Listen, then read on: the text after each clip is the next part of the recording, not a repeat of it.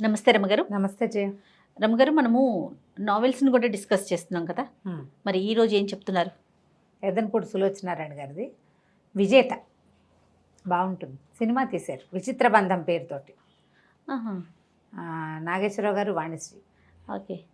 అయితే సినిమా ఏమంత హిట్ అయినట్టు జ్ఞాపకం లేదు నాకు, అంత హిట్ అయినట్టు లేదు సినిమా. ఓకే. నావెల్ చాలా బాగుంటుంది.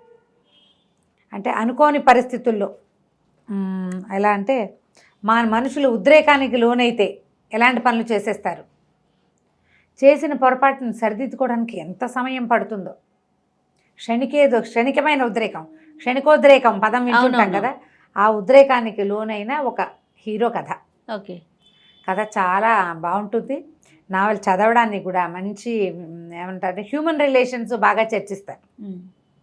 కానీ ఆ రోజులు మారాయి కదా రమగారు, నావెల్స్ని మూవీస్గా తీసే కల్చర్ అనేది కొంచెం తగ్గింది కదా ప్రెజెంట్. అయితే ఇప్పుడు కాదు, ఎందుకు తగ్గింది, తీస్తూనే ఉన్నారు, మాడిఫై చేస్తారు ఏదో ఎంతో కొంత. పూర్తిగా దాన్ని తీసుకోరంటారా? పూర్తిగా తీసుకోవట్లేదు. ఇప్పుడు అని ఒక సినిమా వచ్చింది, అతని పేరెంట్ నితిన్ చేసింది. మరి అది ఆవిడది మీనా కథనే కొంచెం మాడిఫైడ్ మీనా కథ, మాడిఫై చేయబడిన మీనా కథ. చాలా సందర్భాల్లో మనకి మీనా గుర్తొస్తుంటుంది అందులో. ఓకే. ఆయన ఓపెన్గా కూడా చెప్పినట్టున్నారు త్రివిక్రమ్ బహుశా దాన్ని. సులోచనారాయణ గారి కథ ఫ్రేమ్ అది. ఈ రోజులకు తగినట్టుగా ఏదో చేసుకుంటున్నారు. అందులో అతని చెల్లెలకి ఈఎంఐకి కుదిర్చిన పెళ్లి కొడుకుతో అతని చెల్లెలకి పెళ్లి చేయటం మీనాలో ఉంది, అదే ఇక్కడ పెట్టారు. ఆ అమ్మాయి పల్లెటూరు వెళ్ళటం అలాగే కనపడతాయి. ఇప్పుడు ఎవరో ఒకళ్ళు చెప్పని కథల్ని తీయలేరు కదా, కథనే తీస్తున్నారు. డైరెక్ట్గా నావెల్గా వచ్చిన వాటిని తీయటము ఒక రవ తగ్గిందని అనుకోవాలి, కానీ తీస్తూనే ఉన్నారు. అదేలేండి, మీరు అన్నట్లుగా కొంచెం మార్పులు చేర్పులు చేసుకుంటున్నారేమో. మనం సులోచనారాయణ గారు అయితే మీనా, సెక్రటరీ అవన్నీ మనం సినిమాలుగా చూసాం కదా. అవును. జీవన తరంగాలు, ఏ కథకు ఆ కథ ఆణిముత్యం. ఇప్పుడు ఆవిడ వర్ణన, ఆవిడ సెట్గా క్యారెక్టర్ని సెటిల్ చేయటం ఒక చోట, అలాంటివి చాలా ప్రత్యేకంగా ఉంటాయి. ఈ కథలో హీరో మాధవ్ అతని పేరు. తను ఏంటంటే స్వాతంత్రోద్యమంకి ఉత్సాహపడి స్వతంత్రం రావడానికి 4-5 సంవత్సరాల ముందు ఉద్యమంలోకి వెళ్ళినవాడు. పట్టేశారు అతన్ని, జైల్లో పడిపోయాడు. స్వతంత్రోద్యమానికి ముందు ఇలా దొరికిన వాళ్ళందరినీ జైళ్ళల్లో పడేశారు కదా. అతను ఇంటి నుంచి తల్లి అతను ఒక మేనమామ కూతురు, ఆ పిల్లంటే చాలా ఇష్టం అతనికి. ఆ సుధయ్ అతని ప్రాణం అనుకుంటాడు. కానీ వెళ్ళే నాటికి అతనికి పెద్ద వయసు ఏం లేదు, 20 ఏళ్ళు ఉన్నాయో అంతే, 19-20 సంవత్సరాలు. ఆ పిల్ల ఒక 14-15-16 ఏళ్ళది. అయితే ఇతను ఉద్యమంలోకి వెళ్ళిపోయాడు. వెళ్ళిన తర్వాత అరెస్ట్ అయ్యాడు. స్వాతంత్రం వచ్చిన తర్వాత అరెస్ట్ అయిన వాళ్ళందరినీ వదిలిపెట్టేశారు కదా. ఈ వదిలిపెట్టేసినప్పుడు అతను తిరిగి వస్తున్న దాంతో కథ మొదలవుతుంది. 1947లో 47 నాటి కథ అని మనకి తెలిసినప్పటికీ తర్వాత కథలో చర్చించబడ్డ కొన్ని విషయాలు, కొన్ని రకాలు అవి చూస్తే కాస్త తర్వాత ఆవిడ 70వ దశకాల్లో రాశారు, కథ 70sలో రాశారు. 60-70 మధ్యలో అనుకో. కొంచెం ఆధునికపు పోకడలు కనపడుతూ ఉంటాయి కథలో, కొంచెం ఎక్కువ కాదు, కొద్దిగా. మరీ 47 నాటి భాష అది ఏం కాదు, అది ఓకే. లేటెస్ట్ 80sలో మనం మాట్లాడిన భాష, పుస్తకాలు చదవగలిగే భాష, బాగుంటుంది స్టోరీ. అయితే ఈ మాధవ్ తిరిగి వస్తాడు తన ఊరికి. తిరిగి వస్తే ఒక జీప్లో వస్తూ ఉంటాడు. ఆ జీపు వచ్చే దారిలో ఒక చోట ఒక గుర్రాల బండి ఒకటి, కోచ్, అది బురదలో దిగబడిపోయి కనపడుతుంది. కనపడితే వాళ్ళు ఆ కోచ్ మ్యాన్ సహాయం చేయమని కారు ఆపుతాడు. సరే చూస్తే ఏమవుతుంది, ఆ కోచ్లో ఒక అందమైన అమ్మాయి ఉంటుంది. ఒక 16-17 సంవత్సరాలు ఉంటాయి. అటు ఇటుగా ఇతను సుధ వయసు అనుకో, 18 ఏళ్ళు, 17-18. పిల్ల చాలా అందంగా మంచి బట్టలతోటి బాగా డబ్బున్న వాళ్ళ పిల్లలే కనపడుతుంది, అందమైన పిల్ల. అయితే ఈ కోచు ఇందులో దీనికి బండిని బైక్ తోస్తాడు, చేతులు కడుక్కోవడానికి నీళ్లు కనపడవు. బురదలో టైర్ చక్రము బురదలో దిగిపోయింది, అక్కడ నీళ్లు ఉన్నాయని చూపిస్తారు. ఆ నీళ్ల కోసం వెళ్ళినప్పుడు అది కొంచెం వెన్నెల రాత్రి, ఆ వెలుగులో ఆ పిల్ల మొహం అతనికి స్పష్టంగా కనబడుతుంది. ఆ అమ్మాయికి పైపెదవ మీద పుట్టుమచ్చ ఉంటుంది. దాని కేసు చూస్తే అతనికి మరదలు జ్ఞాపకం వస్తుంది. ఆ అమ్మాయి కూడా ఇలాంటి పుట్టుమచ్చ ఉంది, కుడి ఎడమలుగా ఉంటాయి. అది చూస్తూ చూస్తూ అమ్మాయి కర్చీఫ్ ఏదో నాప్కిన్ లాంటిది అందిస్తుంటే నాప్కిన్ పుచ్చుకోకుండా చేయి పట్టుకుంటాడు. పట్టుకునేసరికల్లా ఆ అమ్మాయి వెంటనే యూ రాస్కెల్ అనేసి చేయి లాగేసుకుంటుంది, తిట్టేస్తుంది. ఇతను అది కాదు ఇది కాదని మళ్ళీ చేయిపుచ్చుకోవడానికి ప్రయత్నం చేస్తాడు. ఆ అమ్మాయి ఏం చేస్తుంది, మెళ్ళో ఆ పిల్లకి ఒక పులిగోరు పథకం వేళ్లాడుతుంటుంది. టక్కిన మెడలో ఇంచి ఆ పులిగోరు తీసి అతని మొహం మీద పొడి చేస్తుంది. అంటే తనను తను కాపాడుకోవడానికి చేసిన ప్రయత్నం. నిజానికి అతను ఏం చెయ్యల, కానీ చీకటి మాటను ఎవరైనా చేయిపుచ్చుకుంటే అలాంటి ఉద్దేశం కలుగుతుంది. ఆ పిల్ల అపార్థం చేసుకుంటుంది. ఇతను కూడా మనిషి దృఢంగా భారీగా పెద్దవాడిగా ఉంటాడు, పొడుగాటివాడు. ఆ వయసు వాళ్ళని నమ్మలేరు ఆడపిల్లలు. దాంతో ఇతను మొహం పక్కకి తిప్పేసరికి అలా బుగ్గ మీద పొడుగ్గా గీసుకుపోతుంది. నెత్తురొచ్చేస్తుంది, భగ్గుమంటుంది మొహం. హడిలిపోతాడు. ఆ అమ్మాయి అది కాదు ఇది కాదని నేను చెప్పే లోపలే ఆ అమ్మాయి కాస్త పరిగెత్తుకుంటూ వెళ్ళి ఆ గుర్రబండి మీద కూర్చుని ఎడాపెడా ఆ గుర్రాలని బాధేస్తూ పరిగెత్తిచ్చేస్తుంది అక్కడి నుంచి. ఏదో జరిగిందని చూసిన వాళ్ళకి అర్థమవుతుంది, కానీ ఏం జరిగిందో తెలియదు. మళ్ళీ వచ్చి జీప్లో కూర్చుంటాడు. జీప్ డ్రైవర్ వీడు ఏదో చేశాడనిపిస్తుంది. అమ్మాయికి పిచ్చర్లే ఉందంటాడు. అయిపోయింది ఇక్కడికి. ఇక్కడి నుంచి ఇంటికి వెళ్ళిపోతాడు. ఇంటికి వెళ్ళేసరికల్లా వాళ్ళ ఇల్లు ఇంటి ప్లేస్లో ఏదో ఉంటుంది. ఒక ముసలాయన ఎవరో కనపడతాడు, బాబాయ్. అయ్యో నువ్వు చనిపోయావనుకున్నాడు రా నాయన, మొత్తాన్ని బతికే ఉన్నావు, 5 సంవత్సరాలు 4-5 ఏళ్ళు అయిపోయింది. ఆయనకి ఇంటికి తీసుకెళ్తారు, అన్నం అదే పెడతారు. తీరా చూస్తే తల్లి లేదు, చనిపోయింది. సోదాలకి వీళ్ళ ఊరు కూడా వచ్చారు. వాళ్ళ అమ్మ గుండె పగిలిపోయి ఆవిడ పోయింది. ఆ ఇల్లు ఇంకా ఈ పిల్లాడు చచ్చిపోయాడని వచ్చింది వార్త. దాంతో ఇంటినేమో స్కూల్కి ఇచ్చేశారు ఇతని జ్ఞాపకార్థంగా. సుధ ఏమైందంటే, సుధనేమో వాళ్ళ మేనమామ వచ్చి తీసుకెళ్ళాడు. ఈ అమ్మాయికి ఇతనికి మాధవ్కి మేనమామ కూతురు. మాధవ్ మేనమామ భార్య ఉంది కదా, ఆమె అన్నదమ్ములు ఎవరో వచ్చి ఈ పిల్లని తీసుకుపోయారు. దాని గురించి వివరాలు ఏమైనా తెలుసా అంటే, ఏవో ఉత్తరాలు రాసిన ఉత్తరాలు చూస్తే వాళ్ళంతా చాలా మంచివాళ్ళని, తన్ని బాగా చూసుకుంటున్నారని రాస్తుంది. కానీ వీళ్ళని కోల్పోయానన్న బాధ ఆ ఉత్తరాల్లో కనపడుతుంది. ఇక ఏమీ చేయలేక బయలుదేరిపోతాడు. చాలా దిగులుగా ఉంటుంది, ఏం చేయాలో తెలియదు. అక్కడి నుంచి ఏం చేస్తాడు, ఇక ఇతనితో పాటు జైల్లో రామ్ గోపాలరావు గారని ఒక ఆయన ఉంటారు. ఆయన కొంచెం సంపన్న గృహస్థు. ఈయన ఈ ఉద్యమంలో ఉంటారు. ఆయనకు ఉత్తరం రాసి పంపిస్తాడు ఈ జీప్ డ్రైవర్ తోటి. ఇక్కడ మా అమ్మ లేదు, సుధా లేదు, నా జీవితం ఇలా ఉందంటే ఆయన పర్వాలేదు, నువ్వు బాధపడుకుని నా దగ్గరికి వచ్చేసేయమంటాడు. ఆయన దగ్గరికి వెళ్తాడు. సరే, వెళ్ళిన తర్వాత బాగా ఆరాధీసి ఈ సుధ ఎవరింటికి వెళ్ళిందో అది మొత్తం కనుక్కుంటాడు. ఆ అమ్మాయి మేనమావ నాగభూషణం బాగా సంపాదిస్తాడు. వ్యాపారం ఏదో ఉంటుంది, కలప వ్యాపారమో ఏదో. వాళ్ళ ఇంటికి వెళ్తే ఆ సుధకి పెళ్ళైపోయి ఉంటుంది. మేనమావ కొడుకునే పెళ్లి చేసుకుంటుంది. తనకు తెలిసిన అందాల భార్యని కాదు ఈ పిల్ల. చక్కగా బొద్దుగా చిన్నగా క్యూట్గా ఉండే అమ్మాయి కాకుండా పుష్టిగా ఒంటి నిండా నగలతోటి బాగా దెబ్బతోటి వచ్చిన దర్పంతో ఉన్న అమ్మాయి కనపడుతుంది. ఆడపిల్లని నాకు అంతకంటే వేరే దారి లేకపోయింది అని అనలేదనిపిస్తుంది అతనికి. ఏదో చిన్నప్పుడు అనుకున్నావు అవి ఇవి ఇప్పుడు ఎందుకుంటాయి అవన్నీ భలేవాడివి బాబా అంటుంది. కానీ మేనత కొడుకు చిన్నప్పటి నుంచి ఇతనితో కలిసి పెరిగింది, ఇతను బతికొచ్చాడని సంతోషపడుతుంది. ఒక విసుగు పుట్టేస్తుంది ఇతనికి జీవితం అంటే, ఇక్కడ ఉండకూడదు అనుకుంటాడు. ట్రైన్ ఎక్కుతాడు. ఆ ట్రైన్ ఎక్కేటప్పుడు ఏమవుతుంది, పొరపాటున ఒక ఫస్ట్ క్లాస్ కూపేలోకి వెళ్తాడు. అతను ఎక్కిన తర్వాత ఎవరో వస్తారు. తీరా చూస్తే ఏ అమ్మాయి అయితే తన బుగ్గ మీద ఇలా ఘాటు పెట్టిందో ఆ అమ్మాయి అక్కడ ఉంటుంది. ఇక ఏం చూస్తే ఎవ్వరు ఉండరు, ఆ కూపేలో వాళ్ళిద్దరే ఉంటారు. ఆ పిల్లని బాగా బెదిరించి ఏడిపించాలనిపిస్తుంది ఇతనికి. పెద్దవాడు కాదు కదా, ఓ 24-25 ఏళ్ళవాడు. ఆ అమ్మాయి అంతకంటే రెచ్చిపోయి తిట్టినట్టుగా బిహేవ్ చేసేసరికల్లా ఆ పిల్లని బలవంతం చేసేస్తాడు. ఒక ఆపుకోలేని తనంతో. ఏం చేయాలో తెలియదు. అయ్యో ఇంత పని చేశాను, ఈ పిల్ల జీవితం పాడు చేశాను అనిపిస్తుంది. అటు తోటకూర కాడలా పడిపోతుంది. బ్రీఫ్గానే రాస్తారు. సరే ఏమనుకుంటాడు, ఇంత పని చేసి నా మొహం ఎలా చూపిస్తాను, రామ్ గోపాలరావు గారు నన్ను పిలిచారు, నేను మంచివాడిని, ఇలాంటి పని చేశానని తెలిస్తే ఏమైనా క్షమిస్తారా ఎవరైనా?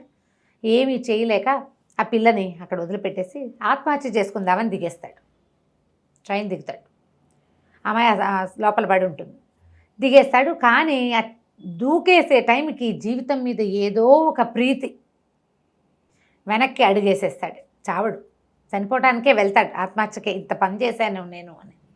అక్కడి నుంచి ఆ రామ్ గోపాల్ గారి దగ్గరికి వెళ్ళిపోతాడు. ఆయన చాలా బాగా చూసుకుంటారు. ఇతనికి ఆ అమ్మాయి ఎంతసేపు గుర్తొస్తూ ఉంటుంది.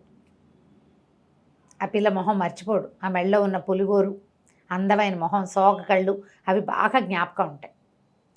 సరే వీళ్ళ దగ్గర ఉండటం మొదలు పెడతాడు. ఆయన కొద్ది 4-5 సంవత్సరాలకి ఆయన చనిపోతారు. ఆయన ఆస్తి పాస్తి వ్యవహారం అంతా చూసేవాడు. ఆయన పోతూ పోతూ వీళ్ళు ఏం రాస్తారంటే, తన ఆస్తి మీద ఇదంతా కూడా ఇల్లేమో హాస్పిటల్కి ఇచ్చేయాలి, ఆ వ్యవహారం అంతా మాధవే చూడాలి. తర్వాత హైదరాబాద్కు 40 కిలోమీటర్ల దూరంలో ఒక పల్లెటూరులో ఉన్న ఒక ఇల్లు, 10 ఎకరాల పొలము మాధవ్ పేరుతోటి రాస్తారు. ఈ హాస్పిటల్ గార్డియన్షిప్ అంతా మాధవ్కి. ఆయన చుట్టుపక్కలకి ఎవరికి ఆస్తి ఎవరు, దాంతో వాళ్ళంతా బాగా గొడవ చేస్తారు. హాస్పిటల్ ఏర్పాట్లు అన్నీ చేస్తాడు. ఇంకా లాయర్ రాసిన తర్వాత వీళ్ళకి ఇంక చేసేదేముంది, ఆ పల్లెటూరుకి వెళ్తాడు. మధ్యలో అమ్మాయికి అతనికి ఆ వయసు వాడికి కొంచెం డబ్బులు చేతిలో ఆడుతున్న వాడికి ఆడపిల్లలు తారసపడకుండా ఎందుకుంటారు, కానీ ఎవరితోటి అతను ఇన్వాల్వ్ అవ్వడు. ఎంతసేపు ఆ పిల్లే గుర్తొస్తుంటుంది అతనికి. ఈ రామ్ గోపాల్ గారి సహాయంతో చదువుకున్న ఒక ప్రసాద్ అని ఒక కుటుంబంతో కొంత పరిచయం ఏర్పడింది. అతనికి ఒక చెల్లెలు ఉంటుంది. ఆ పిల్లకి ఇతనంటే ఇష్టం, కానీ ఆ అమ్మాయి దగ్గరికి వెళ్ళినప్పుడు ఆ అమ్మాయి గుర్తొస్తుంటుంది, ఆ ట్రైన్లో పిల్ల. దాంతో ఆ అమ్మాయితో కూడా ఇన్వాల్వ్ అవ్వడు. వివాహం లేదు, ఇలాగే ఉన్నాడు. ఆ ఊరు వెళ్తాడనమాట. ఊరు వెళ్తే వీళ్ళ ఇంటికి దూరంగా అది నది వైపుకి వెళ్ళే దారిలో ఒక చిన్న పెంకుటిల్లు ఉంది. అయితే అక్కడ మేనేజరు చూస్తే ఇల్లంతా బాగా పాతగా ఉంటుంది, ఇల్లంతా బాగు చేయించుకుంటాడు. పొలం అది ఏర్పాట్లు అవుతుంటాయి. చక్కగా ఇల్లంతా సెట్టింగ్ చేయించుకుని ఇక్కడే ఉండాలని వచ్చేస్తాడు. హైదరాబాద్కి దగ్గరే కదా, ఏముంది కారులో వెళ్ళి రావచ్చు, జీప్ ఉంది అతని దగ్గర, అలా అనుకుంటాడు. చూస్తే ఆ చిన్న పెంకుటి ఇంట్లోంచి చెరువు నది వైపుకి వెళ్ళే దారిలో ఒక పెంకుటిల్లు ఉంది. ఆ కాస్త కొనేస్తే ఇక్కడి నుంచి అక్కడ దాకా తోట డెవలప్ చేయొచ్చు, గార్డెన్ డెవలప్మెంట్ బాగుంటుందని చెప్తాడు మేనేజర్. ఆ ఇంటి వాళ్ళని అడగమంటే వాళ్ళు ఒప్పుకోరు. అందులో ఎవరు లేరు, తల్లి, ఓ పిల్లాడు. వాళ్ళు ఎవరితోటి మాట్లాడరు. పేదవాళ్ళు ఏదో వ్యవసాయం చేసుకుంటారు, చిన్న పొలం ఉంది, దున్నుకుని ఏవో కూర మొక్కలు అవి పెట్టుకుని దాంతో కాలక్షేపం చేస్తారు. వాళ్ళ దగ్గర డబ్బులు లేవు, కానీ వాళ్ళు ఆ ఇల్లు అమ్మరు. సరే, ఇతను ఏం చేస్తాడు, వాళ్ళని ఎన్ని విధాలు అడిగి చూసినా వాళ్ళు ఒప్పుకోరు. ఓ రోజు అక్కడికి వెళ్తాడు. వెళ్ళేసరికల్లా ఆ ఇంటికి ఒక ముసలావిడ కనపడుతుంది, కానీ ఆవిడేం పెద్దగా మాట్లాడుతూ ఆ ఇంటికే వెళ్తే ఆ ఇంట్లో ఒక పిల్లాడు ఉంటాడు, 14 ఏళ్ళ వాడు. 14 ఏళ్ళు అలా ఉంటాయి. వాడికి ఏదో యాక్సిడెంట్లో నడుము విరిగిపోయింది, వాడు నడవలేడు, మంచం మీద ఉంటాడు. ఈయన్ని చూసి అసలు ఉక్కిరిబిక్కిరైపోతాడు సంతోషంతో.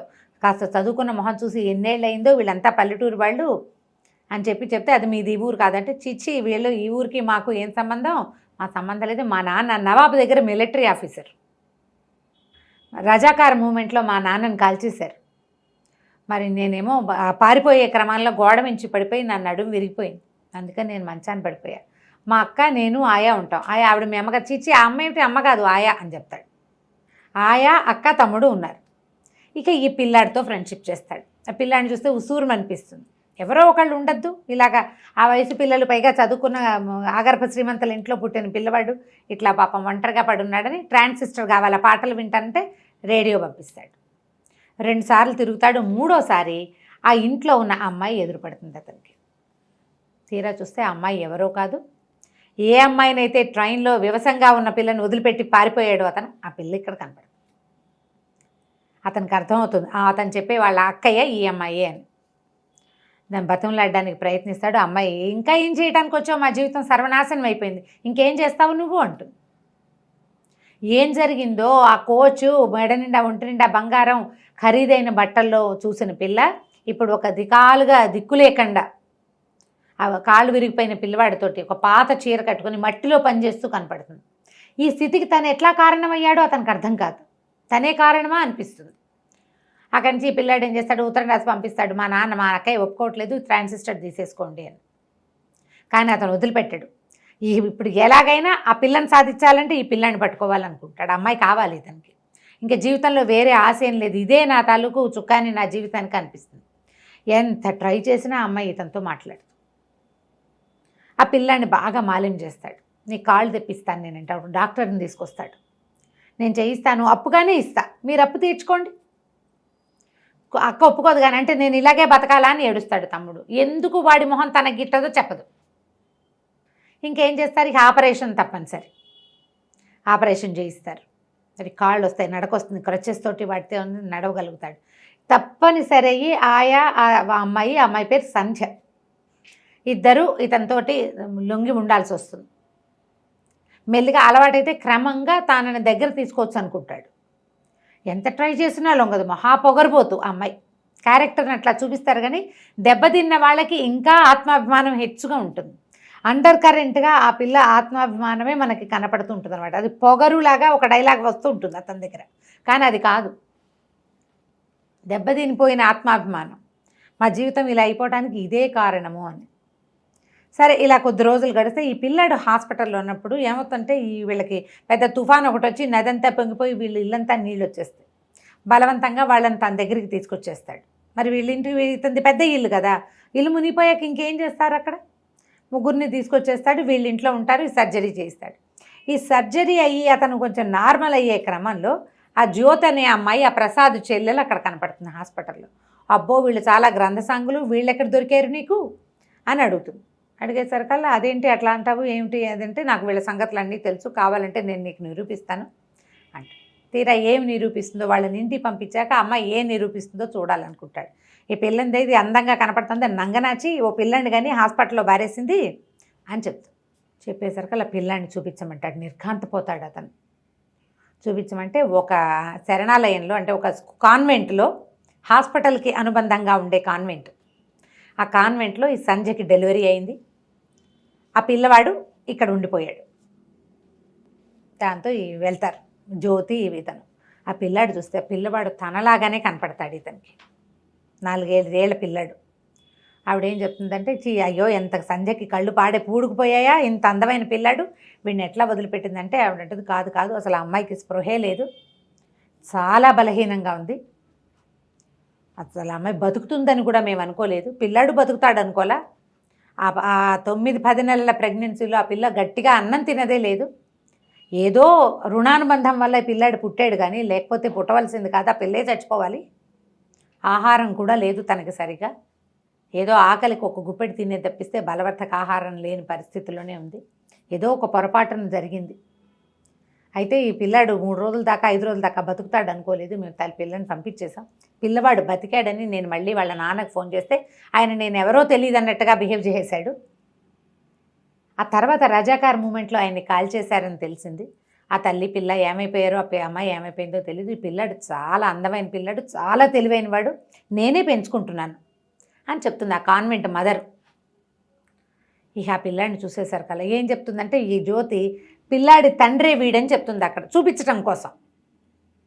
పిల్లాడి తండ్రి అంటే పోలికలు కనపడుతున్నాయి కదా చక్కగా, దాంతో ఆ సిస్టర్ నమ్మేస్తుంది. అక్కడి నుంచి పిల్లని దగ్గర తీస్తే వస్తాడు దగ్గరికి, వాడు కొంచెం జనముద్దైన పిల్లాడు, అందరితోటి కొంచెం బాగా ఉంటాడనమాట. తర్వాత ఇతను మర్నాడు వెళ్ళి మాట్లాడుకుని సంధ్య నా దగ్గరే ఉందని చెప్పి పిల్లాన్ని నాకు ఇచ్చేయమని అడిగి తెచ్చేసుకుంటాడు, ఇంటికి తెచ్చేస్తాడు. ఆ ఇంట్లో ఆల్రెడీ సంధ్య ఉంది, ఆయా ఉంది. వాసుని స్కూల్లో చేర్పిస్తారు, ఒక కాన్వెంట్లో చేర్పిస్తాడు. ఇదంతా అప్పే అనుకోమంటాడు, పెద్దయ్యాక తీరుద్దు కానీ, నాకు సరైన టైంలో ఎవరు చదువు చెప్పించలే, నన్ను ఎవరు చూడలేదు, నీకు ఒక అవకాశం లభించింది, అది తీసుకోమంటారు. మరి వాళ్ళ ఇంట్లో ఉంటున్నందుకు పని చేసుకో, ఏదైనా పని చేసి పెట్టద్దు, అందుకని ఇంటి పని చేయడానికి దానికి ఆయా వాళ్ళు ఒప్పుకుంటారు, ఇంట్లోనే ఉంటారనమాట. ఆయా ఏముంటుందంటే, ఇప్పుడు చూడు నీ కోసం అని ఎంత సర్దుకున్నాను అనమ్మా నేను, ఇప్పుడు ఇంత పెద్ద వయసు వచ్చాక నాకు స్థిమితంగా ఎక్కడైనా ధైర్యంగా బతకాలనుంది, బతికినన్నాళ్ళు, నీకు ఇష్టం లేదంటే వెళ్ళిపోదని చెప్పండి. ఇప్పుడు ఇంతకాలం కష్టపడ్డారు, ఏం చేస్తుంది, ఊరుకుంటుంది అనమాట. అతనితో ఉండటం ఇష్టం లేదు, మెల్లిగా అలవాటు పడతారు. పిల్లాన్ని తీసుకొచ్చేసరికల్లా వాడు సంధ్య అని పిలుస్తాడు, మెల్లిగా అమ్మ అని పిలవటం మొదలు పెడతాడు. తిడుతుంది అన్నేందుకు, వీడికి ఇలాంటి వాళ్ళు ఎన్ని పనులు చేశాడో, ఎవరి పిల్లాడో పిల్లాడు అనుకుంటుంది, నిజం చెప్పడు. కానీ పిల్లాన్ని మాత్రం అమ్మాయికి అలవాటు చేస్తాడు. ఎంత ట్రై చేసినా ఆ అమ్మాయిని సరిగ్గా చేసుకోలేకపోతాడు ఇతను. ఈ సందట్లో మళ్ళీ ఇతను ఇతని మేనమావ కూతురు ఉంది కదా, అతను అమ్మాయి భర్త వస్తారు ఇక్కడికి. చూస్తే వాడు కూడా ఈ అమ్మాయికి కాలేజీలో సీనియర్, ఇదే మంచివాడు ఏం కాదు, బోళ్ళని గ్రంథాలు ఉన్నాయి, మా ఆవిడ కూడా వాడి చుట్టూతానే తిరిగేది అని చెప్తే ఈ అమ్మాయికి ఇంకా అగ్నిలో ఆజ్యం పోసినట్టు అయిపోతుంది. సరే ఇతను ఎక్కడికో వెళ్తాడు, వెళ్ళేసరికి ఇతనికి విసుగు పుట్టిపోతుంది, ఇంకా నేను ఇది సరిచేయలేను, నా దారి నేను ఎటైనా వెళ్ళి ఈ పిల్లాన్ని తల్లికైనా అటాచ్ చేస్తే, ఆయన రామ్ గోపాల్ గారు ఆస్తి ఎట్లా చేస్తారంటే ఇతని వారసులకే దక్కాలి, మాధవ్కి అమ్మే అధికారం లేదు, పిల్లాడికి ఆస్తి వస్తుంది. ఇక ఈ అమ్మాయిని చేస్తే అమ్మాయి కనీసం స్థిమితంగా అయినా బతుకుతుందని అనిపిస్తుంది అనమాట. ఎక్కడికో వెళ్తాడు, వెళ్ళేసరికల్లా ఏమవుతుంది, అప్పుడే ఆ మేడం ఆవిడ ఉంది కదా మదర్, కాన్వెంట్ మదర్ ఉత్తరం రాస్తుంది, పిల్లాన్ని చుట్టానికి వస్తున్నానని. ఈ అమ్మాయికి ఏం తెలుసు, మాధవ్ ఊళ్ళో లేరు, మీరు రండి తప్పకుండా అని ఉత్తరం రాస్తుంది. తెలియదు కదా, తీరా ఆవిడ వచ్చేసరికల్లా ఆవిడని చూడంగానే మాయా పారిపోతుంది లోపలికి. ఆవిడ సంధ్యను చూసి ఆశ్చర్యపోతుంది, నువ్వు ఇక్కడే ఉన్నావా అంటూ. నేను ఇక్కడే ఉంటామంటే, నేను ఎప్పుడు ఇక్కడే ఉన్నానంటే, అదేమిటి మీ ఇద్దరు పెళ్లి చేసుకోలేదా, అప్పుడు పెళ్ళి అవ్వలేదు కదా. అప్పుడు ఈ అమ్మాయికి అర్థమవుతుంది ఈ పిల్లాడు తన పిల్లాడేనని. ఆయా ఏడుస్తుంది, ఏం చేయను మరి, నువ్వు ఇంటికి వచ్చిన స్థితి బాగుండలేదు, తర్వాత నీకేమో ప్రెగ్నెన్సీ, మీ నాన్నేమో కొట్టి చంపేస్తాడు తండ్రి, ఎందుకు ఎక్కడి నుంచి వచ్చిందో ఇది చెప్పమని. ఎవరని చెప్తుంది, ఆ పిల్లకి ఏం తెలియదు, ఎవరో తెలియదు నాకంటే బాగా కొట్టి నాన్న హింసిస్తాడు తండ్రి. చివరికి పెద్ద నెలలు వచ్చేసే ఏమీ చెయ్యలేక ఆ ప్రెగ్నెన్సీని కాన్వెంట్లో డెలివరీ చేసి పిల్లాన్ని వదిలించేసుకుంటారు. అప్పుడు అసలు నువ్వే బతుకుతావో లేదో తెలీదు, నిన్ను అడ్డాల్లో నుంచి పెంచాను, మీ అమ్మ దగ్గర నుంచి నేనే పెంచాను, నీ తమ్ముడిని నేనే పెంచా, ఇప్పుడు నీ పెంచిన ప్రేమ నాకు ముఖ్యం, ఆ చంటిగుడ్డు పసిగుడ్డు ముఖ్యం కాదు కదా, నేను పెంచుకున్న పెళ్ళే నాకు ముఖ్యం, అందుకని తీసుకొచ్చేసాను. ఆ ఇల్లు వాళ్ళ పల్లెటూరులో ఉన్నది కూడా ఈ ఆయా భర్తకి రావు బహదూర్ గారు ఇచ్చిందనమాట గిఫ్ట్. అందరూ చచ్చిపోయారు. ఆ అమ్మాయి మొగుడు కూడా, ఆయా మొగుడు కూడా పోతాడు ఆ రజాకార్ మూమెంట్లో. ఆవిడకి పిల్లలు లేరు. ఈ అయ్యగారి కూతుర్ని కొడుకుని తీసుకొచ్చి తన పల్లెటూరు తీసుకొచ్చి తనతో పాటు ఉంచుకుంటుంది. ఆయాగానే ఉంటుంది. తనకి వాళ్ళ నాన్న ఇచ్చిందైనా తనకిచ్చేసింది, దాని మీదే ఉంటారు తన అక్క తమ్ముడు. ఇంకేం చేస్తుంది, ఆ పిల్లాన్ని దగ్గర తీసుకుంటుంది. ఇతను ఏం చేస్తాడంటే వస్తాడని ఎదురు చూస్తూ ఉంటుంది. అతను ఒక ఉత్తరం రాసి పెట్టి దీంట్లో పెడతాడు, ఒక ఇనపెట్టెలో పెడతాడు, డబ్బులు అవసరమైనప్పుడు తీసి చదువుతుంది అని. ఆ ఉత్తరం అమ్మాయి చదవదు, కానీ తెలుసుకుంటుంది. ఇప్పుడు పిల్లాన్ని తీసుకొచ్చాడంటే తనని ఆదరించే ఉద్దేశంతో తీసుకొచ్చాడు, అందుకే తన వెంట పడుతున్నాడు. వస్తాడని చూస్తుంది, తీరా పెద్ద పిడుగు లాంటి వార్త వస్తుంది, ట్రైన్ యాక్సిడెంట్లో మాధవ్ చనిపోయాడు అని. ట్రైన్ యాక్సిడెంట్ అవుతుంది, కలకత్తా నుంచి మేనేజరు వాళ్ళు వీళ్ళు వస్తారు.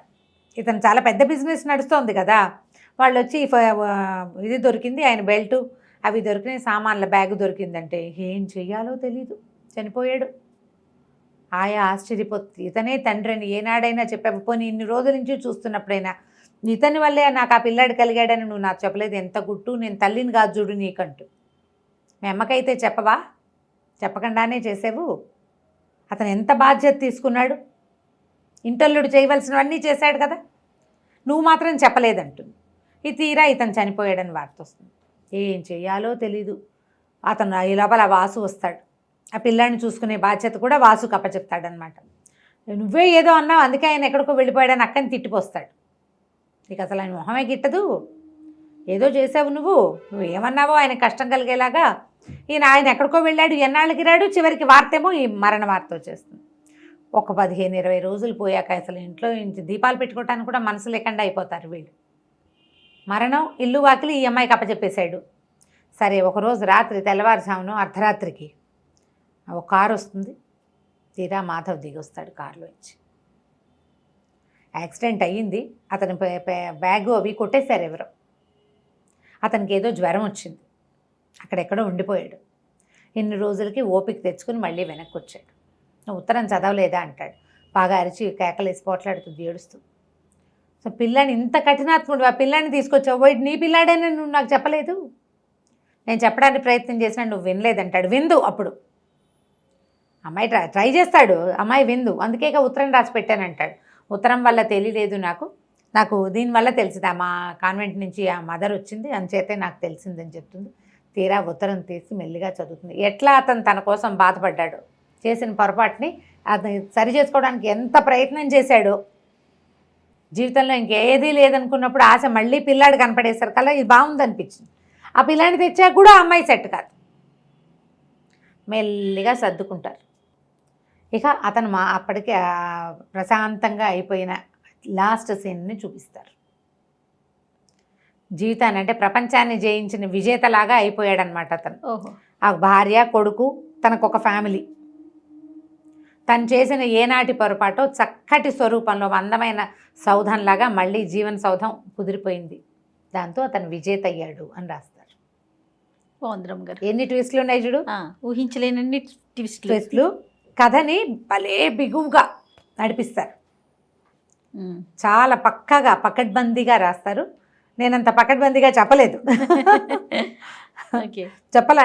నా బుద్ధి ఎంతసేపు అమ్మాయి సంజమి క్యారెక్టర్ మీదకే పోతూ ఉంటుంది అనమాట. నాకు అతన్ని సమర్థించాలనిపించదు, ట్రై చేస్తాడు కానీ ఓసారి దెబ్బతిన్న వాళ్ళు అంత తొందరగా కోపపు కాలేకపోతారు, అవునవును, వెనక్కి రాలేకపోతారు కదా. కథ చాలా బాగుంటుంది, విజేత పేరుతోటి దొరుకుతుంది. మీకు సరదా ఉంటే విచిత్ర బంధం పేరుతోటి నాగేశ్వరరావు గారి సినిమా ఉంది, అది కూడా వెతుకుని చూసుకోవచ్చు. కానీ నేను సినిమాకి ఓటేను, నేను నావెల్కే ఓటేస్తాను. నవలే చాలా బాగుంటుంది, తాపీగా నిదానంగా చదువుకోవచ్చు. ఎవరైనా చెప్పేది వినాలి మనం అనేది ఒక అండర్ కరెంట్గా కనపడుతూ ఉంటుందన్నమాట. తాత్కాలికమైన క్షణికోద్రేకాలకి లోన్ కాకూడదని, దానివల్ల చాలా సమస్యలు వస్తాయని అవతల వాళ్ళు చెప్పేదానికి కొంత చెవి ఇవ్వాలి అనేది ఒక క్లియర్గా కనపడుతుంది. చివరి దాకా అతని బుగ్గ మీద ఆ అమ్మాయి పులిగోరుతో గీసిన గీత అట్లా ఉన్నట్టే ఉంటుందన్నమాట. ఎవరైనా అదేమిటి అనగానే అమ్మాయి అది గుర్తొచ్చేస్తుంది అతనికి. చాలా బాగుంది రమ్య గారు. రైట్, నమస్తే. నమస్తే.